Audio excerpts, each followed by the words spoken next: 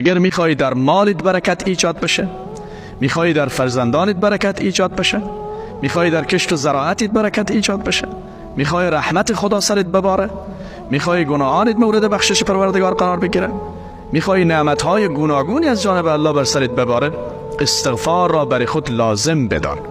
اگر میخوای از غم‌ها نجات پیدا بکنی، غصه‌ها نجات پیدا بکنی، پس استغفار بکن. این جمله را از یاد نبرید: استغفر الله ربی من کل ذنب و اتوب الیه، یا استغفر الله العظیم الذي لا اله الا هو الحی القیوم و اتوب الیه. یا همون کوتاه‌ترین جمله را استغفر الله، یعنی معذرت میخوام خدایا در برابر هم اشتباهاتی که کردم. ببینید الله تبارک و تعالی چیز زیبا در قرآن میگه: والذین اذا فعلوا فاحشة او ظلموا انفسهم ذکروا الله فاستغفروا لذنوبهم.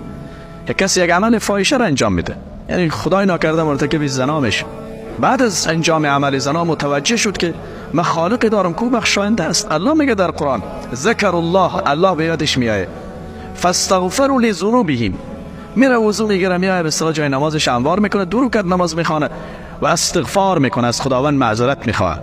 الله میفرماد: و من یغفر الذنوب الا الله، آیا جز خداوند کسی دیگری بخشاینده است؟ هیچ کسی نیست. توبه پذیر تنها الله هست. کسی که صلاحیت بهشت و جهنم بردن داره الله است.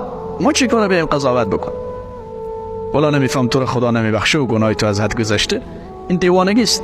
یه حرف احمقانه است که تکرار میکنن ادعی.